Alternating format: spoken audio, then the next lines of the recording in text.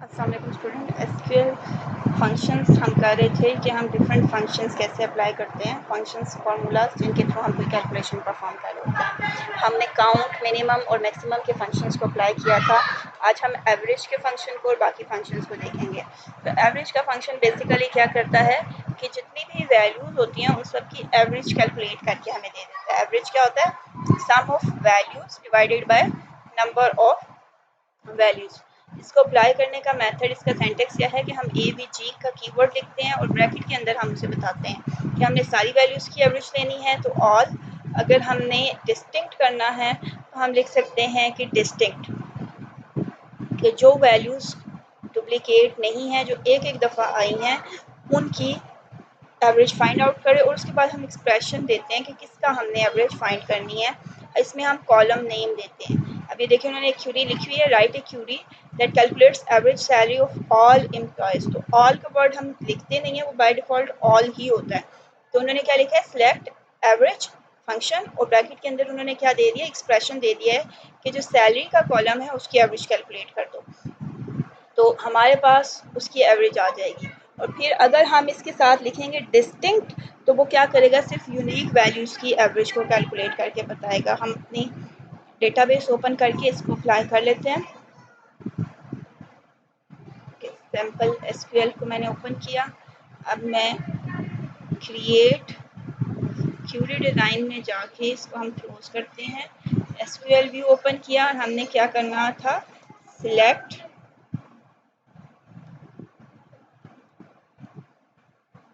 Average, bracket के अंदर column name, हम ब्रैकेट के अंदर सैलरी लिखेंगे, सिलेक्ट एवरेज सैलरी, और फिर हम इसको बताते भी हैं फ्रॉम एम्प्लॉय टेबल, और आगे हमने क्या लिख दिया? सेमीकोलन। मैं इसको रन करूंगी तो ये देखिए उसने एवरेज सैलरी कैलकुलेट करके हमें बता दी है सारे एम्प्लॉयज़ की। अब अगर मैं इसको डिस्टिंक्ट करना चाहूँ तो मैं इसको दोबारा से यहाँ पे एसक्यूएल व्यू में ओपन करती हूँ और मैं इसके साथ यहाँ पे डिस्टिंक्ट का कीवर्ड यूज़ करूँगी, डिस्टिंक्ट सैलरी, और इसको हम रन करेंगे। ओके, यहाँ पे ये एरर दे रहा है। अच्छा, मैं इस एरर को सॉल्व करना भूल गई। चलिए हम इस पे ये लगा के चेक कर लेते हैं। ओके, यहाँ पे डिस्टिंक्ट का वर्ड लिखते हैं, लेकिन कैसे लिखते हैं ये मैं इसको सर्च करके आपको बताऊंगी। लेकिन आपने देखा कि हमने फंक्शन कैसे यूज़ करना है? एवरेज, और उसके बाद हमने कॉलम का नेम देना है जिसकी हमने सैलरी की करनी है तो सैलरी, कमीशन का करना है तो कमीशन, या कोई और हमारे पास न्यूमेरिकल कॉलम है तो हम उसके एवरेज निकाल सकते हैं और हम यहाँ से रन कर देंगे। उसके बाद आपके पास आ रहा है नेक्स्ट सम का फंक्शन। सम जो है वो भी अगेन यही काम करता है कि सारी वैल्यूज़ को टोटल कर देगा। अगर हम सिर्फ सम और सैलरी लिखेंगे तो वो सारी वैल्यूज़ का करेगा। अगर हम डिस्टिंक्ट के साथ लिखेंगे तो वो सिर्फ यूनिक वैल्यूज़ का सम करेगा।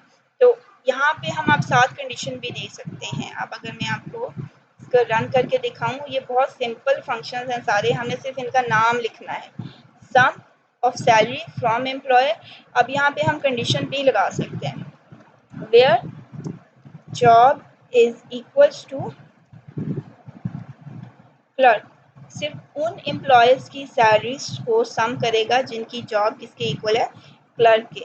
इसको मैं रन करूँगी तो ये देखिए 4150 आ गया। तो ये हमारे पास रिजल्ट आ गया है इस क्यूरी का। हम इसको अगर फ्रॉम एम्प्लॉय करते तो वो सारे एम्प्लॉयज़ की सैलरी का सम करता। जब हमने इसको स्पेसिफाई कर दिया है कस्टमर जॉब जो सी है वो क्लर्क होनी चाहिए, तो वो फिर सिर्फ उन्हीं एम्प्लॉयज़ की करेगा जिनकी क्लर्क जॉब होगी। अब मैं इसे अगर दोबारा रन करती हूँ तो ये देखिए अब 29,000 सम बन रहा है, और वो जो सम था वो सिर्फ किसका था? क्लर्क्स का। तो आप कंडीशन भी दे सकते हैं, कंडीशन के बगैर भी कर सकते हैं। अब ये आपके क्वेश्चन पे, आप देखिए इसमें मैंने लिखा हुआ था the sum of salaries of all clerks, तो हमने इसलिए यहाँ पे कंडीशन लिखी कि where job equals to clerk. अब इसी तरह मैक्सिमम और मिनिमम हमने कर लिए थे। मैक्स का वर्ड लिखते हैं तो वो मैक्सिमम फाइंड कर देता है, मिनिमम का वर्ड लिखते हैं तो वो मिनिमम सैलरी बता देता है, और इसके साथ भी हम कंडीशन मेंशन कर सकते हैं। ओके, इसके बाद आपके पास आ जाती है ग्रुप बाय क्लॉज। अब आपने देखा कि हमारे पास जो रिज़ल्ट आया था, अच्छा, एक वक्त में आप एक से ज़्यादा वैल्यूज़ या फंक्शंस भी लगा सकते हैं। वो कैसे कि जैसे आपने यहाँ पे सम ऑफ सैलरी किया है, इसके साथ आप यहाँ पे कोमा लग के मिनिमम ऑफ सैलरी भी डिस्प्ले करवा सकते हैं, फिर मैक्सिमम ऑफ सैलरी भी डिस्प्ले करवा सकते हैं, और फिर आप एवरेज ऑफ सैलरी भी डिस्प्ले करवा सकते हैं। तो अगर आपको ये सारी डिटेल्स चाहिए हों तो आप वन बाय वन सारों को कॉमा के साथ लिख सकते हैं एक साथ भी, और फिर इसको जब आप रन करेंगे तो ये देखें उसने सारे रिजल्ट्स आपको प्रोवाइड किए हैं। फर्स्ट का टोटल ये है, मिनिमम इतनी है, मैक्सिमम इतनी है, और एवरेज इतनी वैल्यू है। तो वो उसने सारी आपको रिजल्ट कर दी है, शो कर दी है। अब इसके बाद जो आपके पास नेक्स्ट है वो ग्रुप बाय क्लॉज की है। ग्रुप बाय क्लॉज बेसिकली क्या करती है, आपको अभी आपने ये क्यूरी रन की है, अगर मैं इसे बताऊं तो इसके रिजल्ट में एक एक वैल्यू आई है, क्योंकि उसने पूरे टेबल की वैल्यूज़ की मिनिमम, मैक्सिमम, एवरेज और सम बता दी है। अगर आप चाहते हैं कि वो डिपार्टमेंट वाइज बताए, डिपार्टमेंट नंबर 10 की कितनी है टोटल, मिनिमम, मैक्सिमम और एवरेज, 20 की, 30 की, 40 की, तो फिर आप उसको ग्रुप बाय क्लॉज के थ्रू करते हैं। ग्रुप बाय क्लॉज क्या करता है, रोज और टेबल्स को स्मॉलर ग्रुप्स में डिवाइड कर देता है, और वो ग्रुप रिलेटेड होते हैं। तो इसमें भी सिंपल आपने करना क्या होता है कि आप एंड पे ग्रुप बाय क्लॉज लिखते हैं। जैसे जहाँ पे वेयर कंडीशन लिखी थी, मैं आपको इसी के साथ दिखाती हूँ। इसी क्यूरी में ये जहाँ पे हमने लिखा है फ्रॉम एम्प्लॉय, और मैं इसको लिख सकती हूँ एंड पे ग्रुप बाय डिपार्टमेंट नंबर। अब ये क्या करेगा, सम बताएगा डिपार्टमेंट वाइज। मैं यहाँ पे साथ ही डिपार्टमेंट नंबर भी शो करवा देती हूँ ताकि हमें क्लियर हो जाए। अब मैं इस क्यूरी को जब रन करती हूँ तो आपको नज़र आएगा उसने पहले डिपार्टमेंट नंबर 10 लिया है, उसकी टोटल सैलरी बताई है, उसकी मिनिमम सैलरी, उसकी मैक्सिमम सैलरी और एवरेज सैलरी। इसी तरह डिपार्टमेंट 20 लिया, अब पूरे टेबल को एक साथ में उसने total, average, minimum, maximum find किया। उसने उसको 3 ग्रुप्स में डिवाइड कर दिया, एक वो लोग जिनका डिपार्टमेंट 10 था, दूसरे वो जिनका 20 था, और तीसरे वो जिनका 30 था, और फिर उसके अकॉर्डिंग फार्मूला को अप्लाई किया है। तो अगर इस तरह से आप ग्रुप में आंसर चाहते हैं किसी डिपार्टमेंट वाइज या जो आपके टेबल में है, तो उसके लिए आप ग्रुप बाय क्लॉज को यूज़ कर सकते हैं, जिसमें वो आपको एक से ज़्यादा फंक्शंस का आंसर रिटर्न करेगा। अब आपके पास जो नेक्स्ट होता है, इसमें इसकी एग्जांपल्स यहाँ पे कुछ सॉल्व हुई हुई हैं। देखिए उन्होंने सिंपल भी की थी और ग्रुप बाय जॉब करके जॉब वाइज भी बताया था कि एनालिस्ट की कितनी है, क्लर्क की हमने डिपार्टमेंट वाइज की है, और उसने रोज वाइज की है। अब अगर हमने रोज भी निकालनी हो तो हम ग्रुप बाय में वेयर की क्लॉज भी ऐड करवा सकते हैं। वेयर की क्लॉज हम कैसे ऐड करवा सकते हैं, be excluded in where clause by dividing them into groups। तो उसके लिए हमारे पास क्या मेथड है,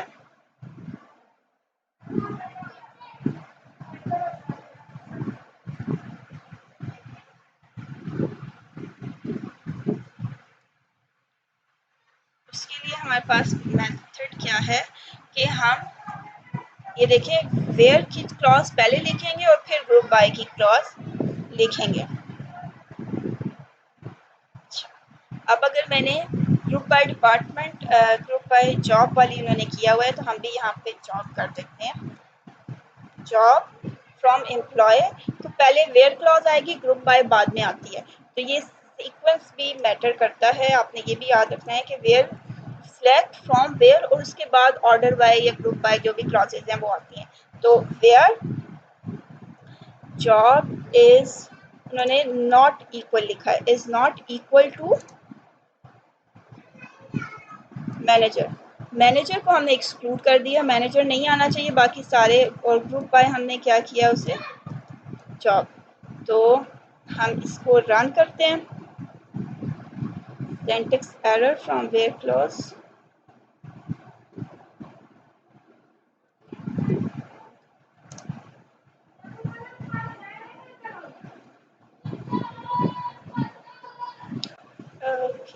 पे हमने स्पेस नहीं दी थी।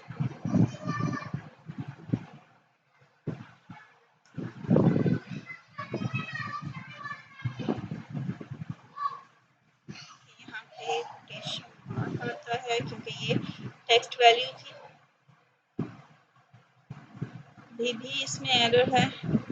अच्छा, यहाँ पे इन्होंने क्या ऑपरेटर लिखा हुआ है, job is not equals to manager.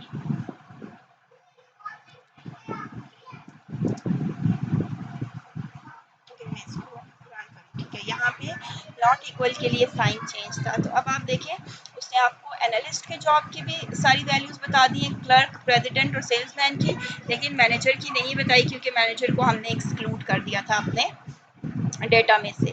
तो इस तरह से हमने उसको एक्सक्लूड कर सकते हैं। वेयर क्लॉज को हम लगा सकते हैं, लेकिन एक बात कि आपकी वेयर क्लॉज जो है वो ग्रुप बाय क्लॉज से पहले आएगी। ये सीक्वेंस मैटर करता है। आप ग्रुप बाय जॉब करके फिर वेयर क्लॉज नहीं लिखेंगे। इसके बाद जो नेक्स्ट आपके पास आ जाती है having clause. Having clause basically use होती है जब आपने कोई स्पेसिफिक वैल्यू बतानी हो। It means that having clause is used to restrict groups. Group by के बाद आप हैविंग लगाते हैं। अगर मैंने ऐसे ग्रुप बनाना है और हैविंग काउंट, जो ग्रुप के मेंबर्स हैं वो 3 से ज़्यादा होंगे, तब अगर मैं उसमें कोई लगाना चाहती हूँ कि ग्रुप बाय करो, लेकिन उस पर भी रिस्ट्रिक्शन है, ग्रुप किसका बनाना है, कौन से डिपार्टमेंट अलाउड हैं ग्रुप में शामिल होने के लिए, कौन से नहीं हैं, तो उसके लिए हम हैविंग क्लॉज लगाते हैं। Is use to filter rows after grouping them. कि हमने ग्रुप बना लिया, फिर हर ग्रुप पे अगर हमने फिल्टर लगाना है कि वो ग्रुप ऐड होगा या नहीं होगा, तो या उसमें से कौन सी रोज ऐड होंगी, कौन सी नहीं होंगी, तो हम हैविंग क्लॉज लगा सकते हैं। जैसे यहाँ पे एक हमारे पास एक क्यूरी लिखी हुई है, select department number and average salary from employ group by department number having count. वो डिपार्टमेंट नंबर लेने हैं जिनके रिकॉर्ड्स 3 से ज़्यादा हैं। सिर्फ अगर 10 जो है वो 10 वो 10 डिपार्टमेंट के 4 या 5 रिकॉर्ड्स हैं तो तब उसकी एवरेज निकालो, अगर कम है तो फिर नहीं निकालने। इसी तरह 20, 30, 40 जितने भी डिपार्टमेंट्स हैं, अगर उनकी जो डेटा है, उनका जो रिकॉर्ड है वो 3 से ज़्यादा है तो फिर हमने ऐड करना है। तो हम इस क्यूरी को अगर यहाँ पे लिखें, सिलेक्ट, हमारे पास क्या है, एवरेज सैलरी हमने फाइंड करनी है और डिपार्टमेंट नंबर हमने लिखना है from employ.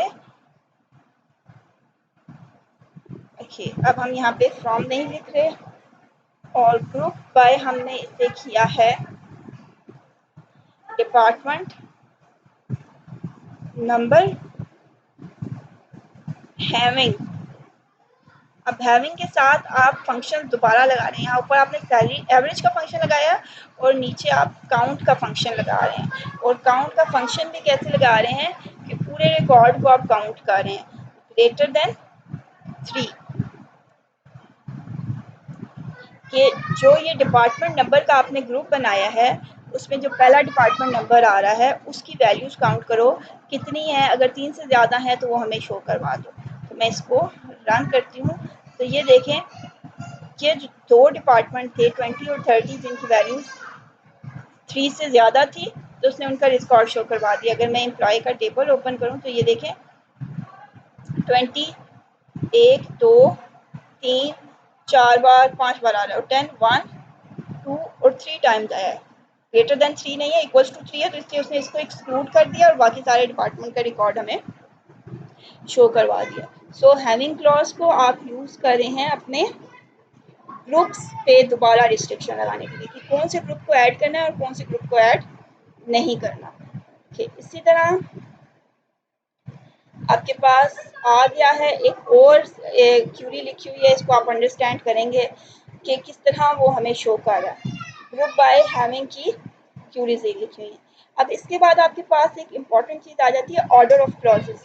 Order of clauses में ये आता है आपके पास कि आपने सबसे पहले कौन सी क्लॉज लिखनी है, उसके बाद कौन सी लिखनी है, उसके बाद सिलेक्ट फ्रॉम वेयर, ये आपने पढ़ा है। तो ये इसका एक सीक्वेंस होता है जिसे आपने फॉलो करना है। सबसे पहले सिलेक्ट आता है, फिर फ्रॉम आता है, उसके आगे तो जो चीज़ें लिखते हैं वो हम ऐड करते हैं। फिर वेयर आता है, उसके बाद ग्रुप बाय आता है, उसके बाद हैविंग आता है। अगर आप ये सारी यूज कर रहे हैं एक साथ तो आपने इस सीक्वेंस को फॉलो करना है। और ऑर्डर बाय क्लॉज हमेशा सबसे एंड पे आती है, तो ये बात आपको पता होनी चाहिए कि order by clause always comes at the end. आप ग्रुप बाय लगा रहे हैं, हैविंग नहीं लगा रहे, तो ग्रुप बाय के बाद भी अगर आपने ऑर्डर करना है तो वो वेयर ऑर्डर बाय पहले नहीं आएगा। ये सारी क्लॉजेस लगने के बाद where, group by, having clause लगने के बाद ऑर्डर बाय क्लॉज यूज होती है। तो ये सीक्वेंस आपने फॉलो ज़रूर करना होता है। अगर आप एक से ज़्यादा, जैसे भी हम वेयर और ग्रुप बाय को इकट्ठा यूज़ कर रहे थे तो वेयर ऊपर और ग्रुप बाय नीचे आया था। तो अगर हम ग्रुप बाय और हैविंग को इकट्ठा यूज़ कर रहे थे तो ग्रुप बाय ऊपर और हैविंग नीचे आया था। अगर हम इन तीनों को यूज़ कर रहे हैं तो वेयर, ग्रुप बाय और हैविंग फिर सबसे नीचे आएगा। अगर हमने ऑर्डर बाय को भी यूज़ करना है तो वो सबसे एंड पे आएगा। तो ये हमारा आज का लेक्चर था। इसके बाद नेक्स्ट हमारे पास आ जाता है ज्वाइनिंग। ज्वाइनिंग बेसिकली क्या होगी कि हम ब्रीफ इसका एक लाइन में इंट्रोडक्शन कराऊं तो अभी तक हमने एक टेबल में से डेटा लिया है, from employer, from department, from salary. अगर हम एक से ज़्यादा टेबल में से डेटा लेना चाहें तो फिर हम ज्वाइनिंग को यूज़ करते हैं। तो इसको हम डिटेल में अपने नेक्स्ट लेक्चर्स में पढ़ेंगे। नेक्स्ट लेक्चर अब इंशाल्लाह आप लोगों के आफ्टर ईद होंगे। कल से आप लोगों को छुट्टियां हैं 5 अगस्त तक। 6 अगस्त को आपका नेक्स्ट लेक्चर होगा और उससे पहले 6 अगस्त को जितना आपने पढ़ाई, ये जो ऑर्डर ऑफ क्लॉज तक ये जो पेज है आपका, पेज नंबर 19 मेरे पास यहाँ बन रहा है। आपकी बुक में जो भी होगा, अगर यहाँ पे कहीं मेंशन मुझे नजर आ जाए टॉप और बॉटम पे, इट्स 196 समथिंग, आप इसे देख लीजिएगा। ऑर्डर बाय क्लॉज का जो सीक्वेंस है, यहाँ तक आपका जो टेस्ट होगा वो इंशाल्लाह होगा 6 अगस्त को। सो आप लोगों को एडवांस में ईद मुबारक। अल्लाह पाक आप सबको महफूज रखे और टेस्ट की तैयारी अच्छे से करिएगा, ईद भी इंजॉय करिएगा। टिल देन अल्लाह हाफ़िज़।